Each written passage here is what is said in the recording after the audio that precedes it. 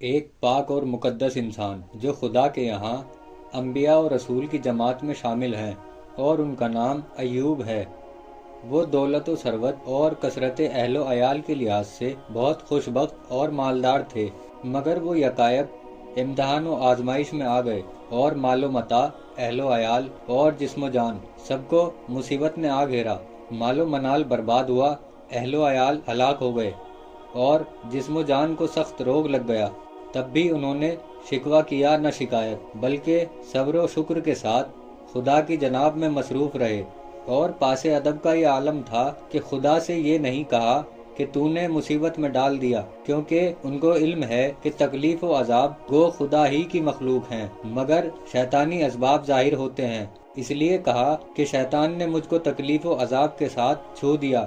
حضرت ایوب مذہب اسلام میں ان انبیاء علیہ السلام میں سے ہیں جن کی طرف وحی بھیجنے کی صراحت اللہ نے اپنے اس فرمان سے کی: ہم نے آپ کی طرف وحی بھیجی جیسے ہم نے وحی بھیجی نوح پر اور ان کے نبیوں پر جو اس کے بعد آئے، اور ہم نے وحی بھیجی ابراہیم اور اسماعیل اور اسحاق اور یعقوب اور اس کی اولاد پر، عیسیٰ اور ایوب اور یونس و ہارون اور سلیمان پر، اور ہم نے داؤد کو زبور دی۔ خداوند عالم قرآن مجید میں فرماتا ہے: ہم نے ابراہیم کو اسحاق اور یعقوب بخشا، ہم نے سب کو ہدایت دی، اور اس سے پہلے ہم نے نوح کو ہدایت دی، اور اس کی اولاد میں سے داؤد اور سلیمان اور ایوب اور یوسف اور موسیٰ و ہارون ہیں، اور اسی طرح ہم نیکوکاروں کو بدلہ دیتے ہیں۔ قرآن عزیز میں حضرت ایوب کا ذکر چند آیات میں ہوا ہے، جبکہ بائبل میں پورا ایک صفحہ سفر ایوب کے نام سے ہے، جو قدیم شاعری کا ایک عظیم شاہکار ہے، جس کے مطابق آپ کا نام یوباب تھا، اور آپ زرع بن روائل بن عیسوہ دوم بن اسحاق کے بیٹے تھے۔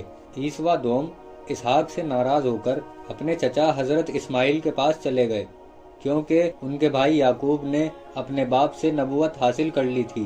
بائبل نے آپ کا وطن بصرہ بتایا ہے، جو فلسطین کے پاس چھوٹا سا شہر ہے۔ قرآن عزیز میں حضرت ایوب کا ذکر 4 صورتوں میں آیا ہے۔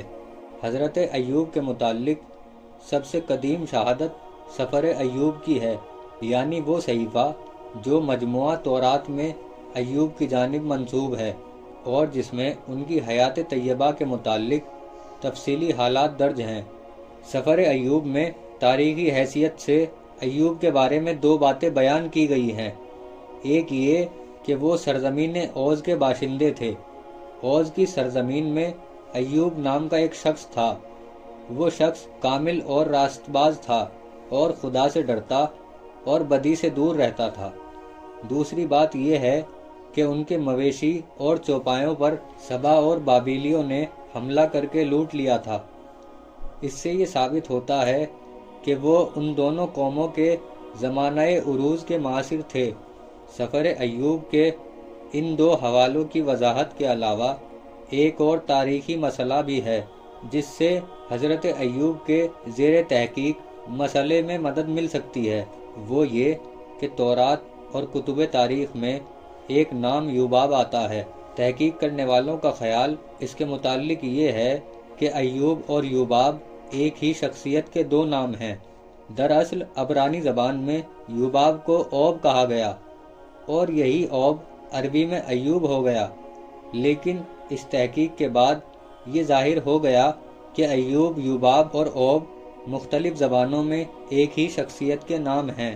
غرض جب ایوب تکلیف و مصیبت میں گرفتار ہوئے تو خدا سے عرض کی: پروردگار، شیطان نے مجھ کو تکلیف و عذاب کے ساتھ چھو دیا، اور پھر عرض حال کے لیے نہایت عجیب تکلیف اور بلیغ پیرایہ بیان اختیار کیا کہ خدایا، مجھ کو مصیبت نے آ گھیرا ہے، اور تو مہربانوں میں سب سے بڑا مہربان ہے۔ اور جب اس نے پکارا تو خدا نے سنا اور قبول کیا۔